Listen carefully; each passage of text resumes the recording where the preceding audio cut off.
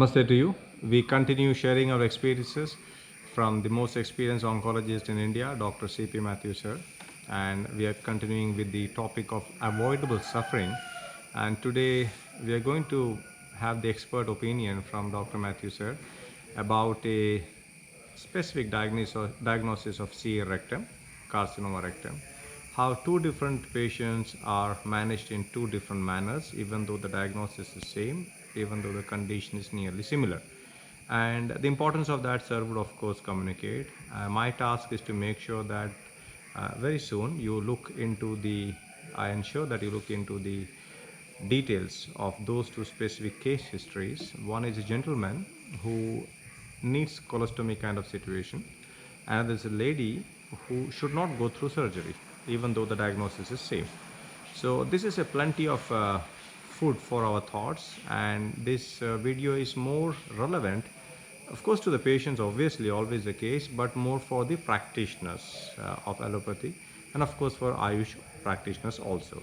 So I will hand over the narration of the case of somebody from the Malappuram district in Kerala. Let us say north of Kottayam somewhere, and the gentleman who is already 50 years old, and he deserves what he deserves in terms of the right medical practice to sustain his life for a longer time. And after that would be the narration of a lady somewhere from Bison Valley area, somewhere north of Kottayam anyway, who should not have surgery. Two different conditions, but very similar also. Now this gentleman, I am treating him for the last 1 year, CA rectum. He doesn't like colostomy or surgery. That is why he came to me. I put him on chemotherapy, and for the last 1 year, we had repeated courses of chemotherapy. But unfortunately, the response was poor. He had liver metastasis also. And now what has happened is his rectum is almost completely blocked. Now there is no other go. You have to do a colostomy because it is complete blockage. So I told him the only solution is colostomy. And after colostomy, I am sure we will be able to do something drastic for the remaining tumor. He will, if he is lucky, he will be free of the cancer after colostomy.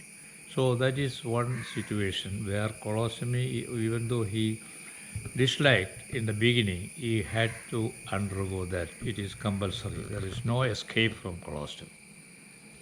And this is exactly the situation where we need to be realistic, the Ayush doctors, that they need to be very much candid and transparent, that they should not be messing it around with herbs. I use the word messing it around because sometimes it can be that way.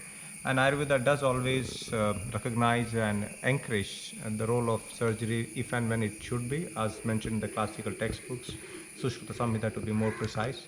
So this is exactly where we would know that yes, this is the point of a surgeon's intervention.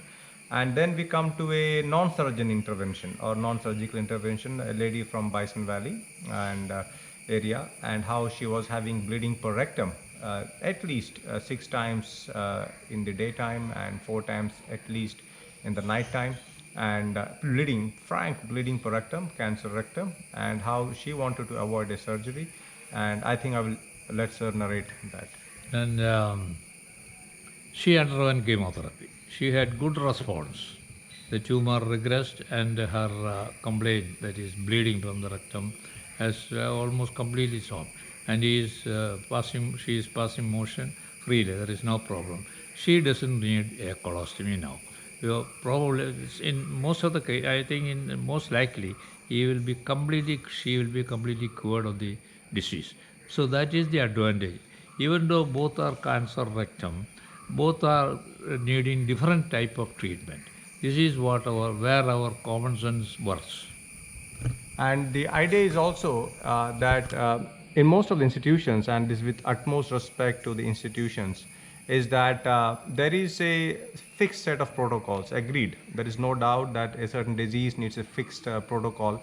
But then we also need to be quite pragmatic and sensible. The common sense needs to be very much implemented when it comes to individual peculiarities. And as the discussions with sir was happening many occasions, he would lament about this fact that this aspect is a bit missing. I think I would just let him narrate that aspect. No, that is very, very important because you can't follow any fixed protocol for any of these tumors. Every case is different. And the response to chemotherapy or surgery or whatever it is, it depends on individuals. Not you can never generalize things. So this is in my experience for the last 60 years. This is what I have learned. I don't like this protocol that is to be followed because it is a different case. In every case is different. Every case needs specific attention and care. That is what my experience says. And also here, in that lady who was on chemotherapy and who really wants to avoid the surgery, she found response in a matter of first 10 days time, and over a course of more than a month, even in fact 3 weeks time, she almost got rid of the bleeding per rectum.